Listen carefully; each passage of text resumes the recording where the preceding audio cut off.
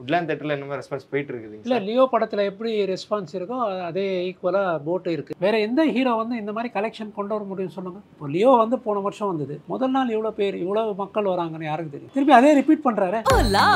Your dream vacation to Hong Kong starts from ₹74,999 only with GT Holidays, South India's #1 travel brand.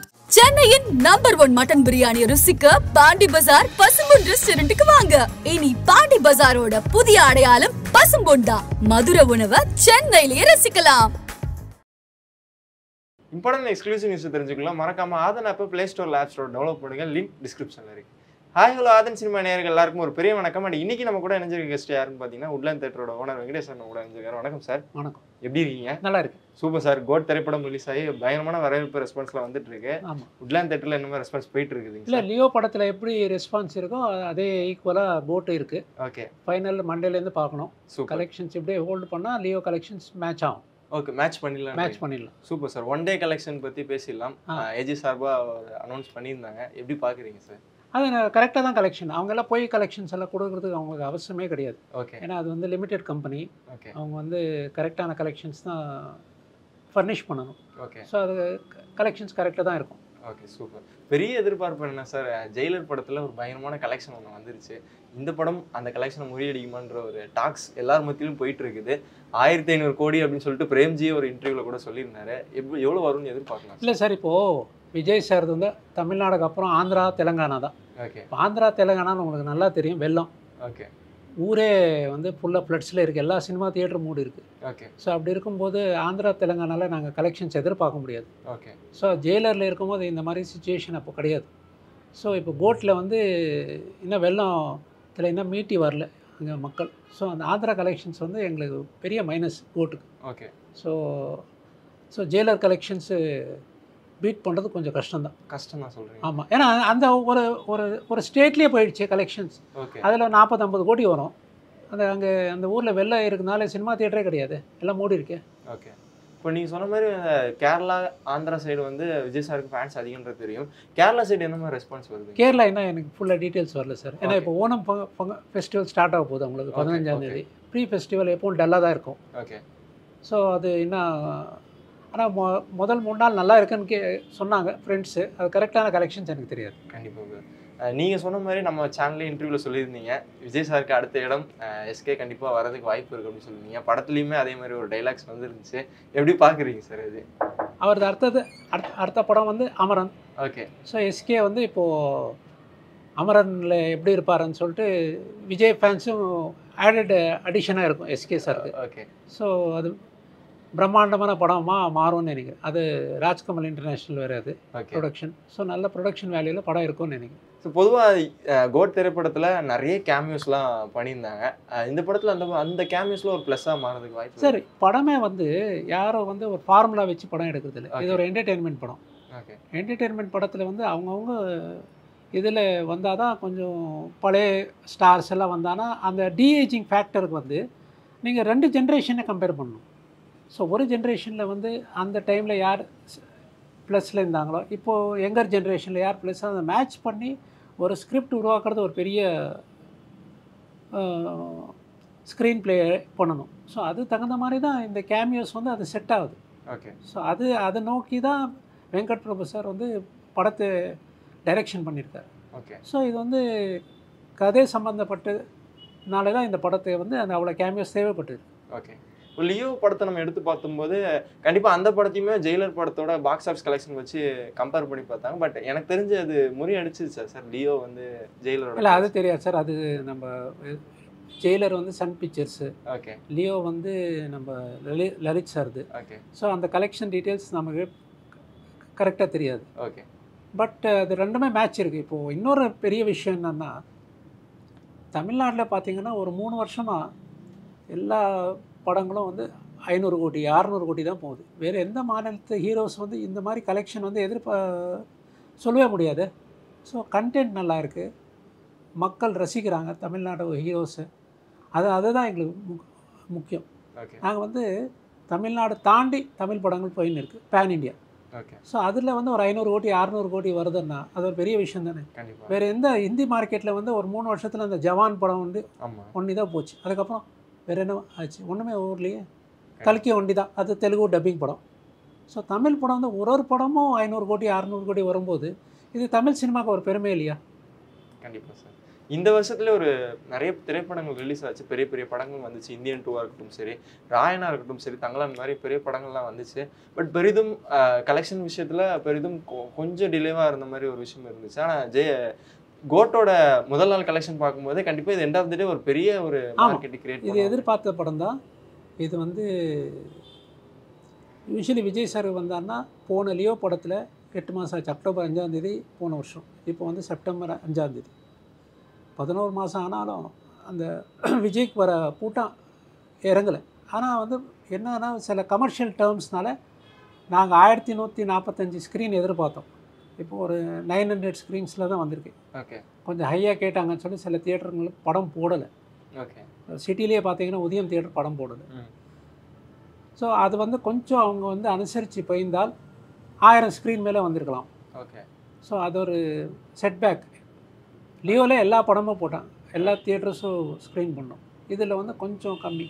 Okay. So maybe நீங்கள் சொல்கிற மாதிரி இந்த 1000 screens போயிருந்தால் இன்னும் one day collection பெருசாக கூட பெருசாக இருக்கும். இப்போது லியோ படம் கலெக்ஷன் வந்து 149 கோடின்னு சொல்லிட்டு அவர் அனௌன்ஸ் பண்ணியிருக்காரு. ஏஜிஎஸ் அனௌன்ஸ் பண்ணது 126 கோடி. ஒன்று ஆந்திரா மொத்தமாக ஃப்ளட்ஸ் வந்துருச்சு, அது ஒரு காரணம். இன்னொன்று வந்து ஃபுல்லாக இவங்க அனுசரித்து டேர்ம்ஸ் வந்து ஃபேவரபுளாக எக்ஸிபிட்டர்ஸ் போட்டிருந்தா வந்திருக்கலாம். ஓகே. அது ஏன் வந்து அவங்க அனுசரித்து போலியே எங்களுக்கு தெரியாது. Okay, super sir. இந்த கோட் திரைப்படம் இன்னும் நிறைய நாட்கள் ஓட போகுதுன்றது தெரிஞ்சிருச்சு. இந்த படம் எவ்வளோ கலெக்ஷன் எதிர்பார்க்கலாம்? இல்லை சார், போன வாட்டி லியோ வந்து செகண்ட் வீக் ரொம்ப ட்ராப் ஆகிடுச்சு. ஓகே. அது ஏன்னா அந்த வந்து ஃபேமிலி வந்து ஏற்றுக்கலைன்னு சொல்லிட்டு ஒரு பக்கத்தில் இருக்கும். இந்த படம் வந்து 2வது வாரத்துலேருந்து நீங்கள் பார்த்தீங்கன்னா அகைன் ஹாலிடே ஸ்டார்ட் ஆகுது. மிலாது நபி வருது, ஓணம் வருது, அப்புறம் ஆஃப் இயர் எக்ஸாம்ஸ் முடிஞ்சிடுச்சு பசங்களுக்கு. ஓகே. ஸோ அந்த க்ரௌட் திருப்பி வரும். ஓகே. எங்கள் அடுத்த மெயின் ரிலீஸ் வந்து 27 தான். ஓகே. ஸோ அது வரைக்கும் இந்த படம் ஓடும். சூப்பர். ஸோ அது வரைக்கும் இந்த படம் செட்பேக்காக போயிட்டு இருக்கும், ஒன்றும் பிரச்சனை இல்லாமல் ஓடும். Super sir.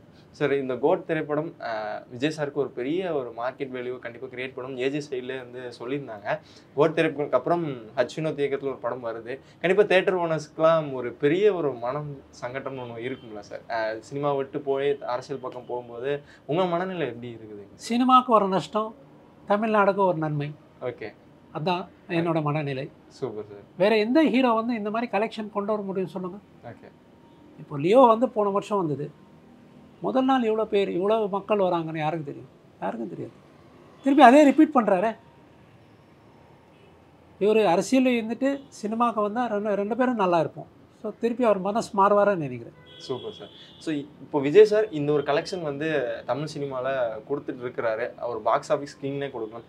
இந்த இடத்த நிரப்பணும்னா அடுத்தது யார் சார் வர வாய்ப்பு இருக்குது சார்? இதே மாதிரி விஜய் சாரோட இடத்த நிரப்ப சார், விஜய் சார் நேற்று முந்தானேத்து வரல. அவர் 25 வருஷமோட ஸ்ட்ரகல் ஒரு படியாக தான் வந்தது. அதுக்கப்புறம் வந்து ஒரு படம் வரும்போது அவருக்கு நிறைய குறைச்சல் கூட கொடுத்தாங்க. இப்போ துப்பாக்கியிலேருந்து பார்த்தீங்கன்னா நிறைய ப்ராப்ளம். ஒரு படம் ரிலீஸ் ஆகும்போது ப்ராப்ளம், ஏதாவது ஒரு இதில் ப்ராப்ளம். அது மீறி தாண்டி இவ்வளோ பெருசாக வந்திருக்காருன்னா அவர் ஒரு உண்மையான விஜய் தான். கண்டிப்பாக சார். இப்போ நம்ம வெங்கட் பிரபுவாக இருக்கட்டும் சரி, அர்ச்சனா கல்பதி மேமாக இருக்கட்டும் சரி, படம் ப்ரீ புக்கிங் ஸ்டார்ட் ஆகும்போது எல்லா தேட்டரும் ஹவுஸ்ஃபுல்லான ஒரு விஷயம் போயிட்டுருக்கு.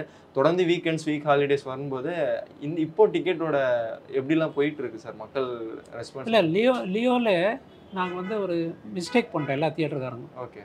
ஒரு 10 நாளைக்கு வந்து 190 ரூபா மேக்ஸிமம் ரேட்டு வச்சுட்டோம். ஓகே. அதனால தான் செகண்ட் வீக் வந்து எங்களுக்கு கலெக்ஷனில் ட்ராப் ஆகிடுச்சு. ஓகே. ஸோ இந்த வாட்டி என்ன பண்ணியிருக்காங்க, த்ரூஅவுட் தமிழ்நாடு ஒரு பாலிசி டிசிஷன், ஒரு 4 நாளைக்கு மட்டும் 190 ரூபா வச்சு ஓகே மண்டேலேருந்து ரேட்ஸ் எல்லாம் இறக்குறாங்க. ஓகே. 190 தான் வச்சுட்டு 150 100 சொல்லி ரெடியூஸ் ஆகுது ரேட்ஸ். ஓகே. ஸோ இந்த ரெடியூஸ் ஆகிற ரேட்ஸ்க்கும் இந்த ஹாலிடே சீசன், இந்த ஓணம் பண்டிகை, மிலாது நபி, அந்த ஆஃப் இயர்லி எக்ஸாம்ஸ் முடிஞ்சதுக்கப்புறம் ஒரு இந்த ரேட்டுக்கும் தகுந்த மாதிரி ஆடியன்ஸ் வரும்னு சொல்லிட்டு நாங்கள் நம்பிக்கையில் இருக்கோம். Okay sir. இப்போ போன வாரிசு துணிவுன்ற ஒரு காம்படிஷன் ஒரே நாளில் ரிலீஸ் ஆகி பெரிய ரெஸ்பான்ஸ் வந்து கிரியேட் ஆச்சு.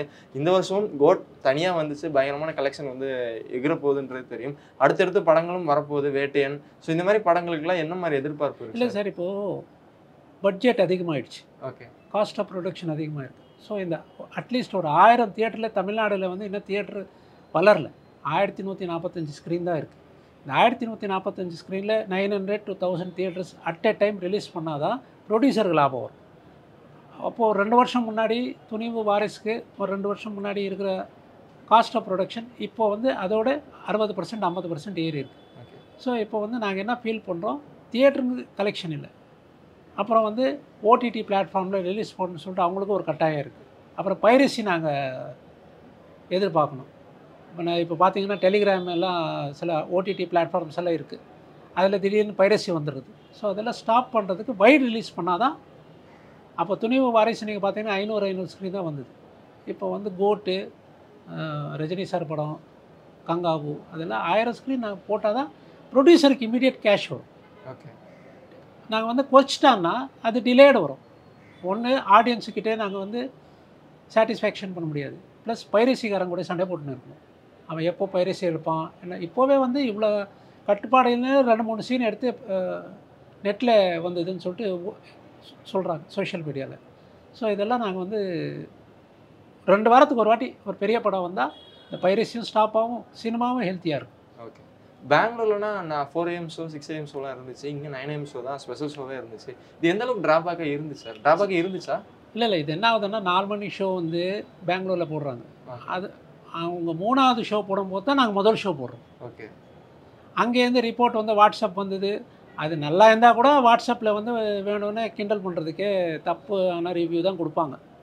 அது எங்களுக்கு ஒரு மைனஸ் பாயிண்ட். ஆனால் தமிழ்நாட்டில் வந்து ஒரு சம்பவம் நடந்தது. துணிவு டைமில் ஒருத்தர் இறந்துட்டார். அப்போலேருந்து ஸ்டாப் பண்ணிட்டாங்க, இந்த மாதிரி 9 o'clock முன்னாடி போடக்கூடாதுன்னு சொல்லி. அது நாங்கள் கவர்மெண்ட்டில் கேட்டு ஒரு 8 o'clock போட்டால் கொஞ்சம் நல்லா இருக்கும்னு சொல்லிட்டு இனிமேல் ரெப்ரசென்ட் பண்ணுறோம். கவர்மெண்ட் பரிசீலனை செஞ்சு எங்களுக்கு கொடுப்பாங்க, நம்பிக்கையில் இருக்கணும். அப்புறம் ப்ரொடியூசர்ஸ் வந்து மற்ற மாநிலத்தில் ஃபஸ்ட்டு தமிழ்நாட்டில் தான் படம் ரிலீஸ் ஆகணும், தமிழ் படம். அதுக்கப்புறம் தான் அடுத்த மாநிலத்தில் ஒரு 8:30க்கு ரிலீஸ் பண்ணணும்னு சொல்லிட்டு ஒரு பாலிசி டிசிஷன் எடுக்கணும். ஓகே எடுத்தால் தான் ஆரோக்கியமாக இருக்கும் தமிழ் சினிமா. ஓகே சார், இந்த வருஷத்தோட பெரிய படமாக கோட் அமைய போகுதுன்னு தெரிஞ்சிச்சு. ராயனாக இருக்கட்டும் சரி, இந்தியன் 2வாக இருக்கட்டும் சரி, 6 நாள் கலெக்ஷன் நீங்களே நிறைய விஷயம்லாம் சொல்லியிருந்தீங்க. அந்த படத்தை கம்பேர் பண்ணும்போது கோட் இல்லை, கோட் தான் இப்போ நம்பர் 1, 2வது வந்து ராயான், 3வது வந்து இந்தியன் 2. ஓகே இது வந்து லீடிங் ஹீரோஸ். ஓகே அடுத்ததில் வந்து இப்போ வந்து நீங்கள் பார்த்தீங்கன்னா மகாராஜா நல்லா போச்சு. அது வந்து நெட்ஃப்ளிக்ஸில் பார்த்தீங்கன்னா அதான் நம்பர் 1 ஓகே இந்தியாவில் பார்த்த படம் 2024. அதுக்கப்புறம் வந்து வாலை, அது காஸ்ட் ஆஃப் ப்ரொடக்ஷனுக்கும் கலெக்ஷனுக்கும் ரொம்ப நல்லா இருக்குது. ஓகே அதுக்கப்புறம் நம்ம எதிர்பார்க்காத படம் வந்து டிமாண்டி காலனி 2.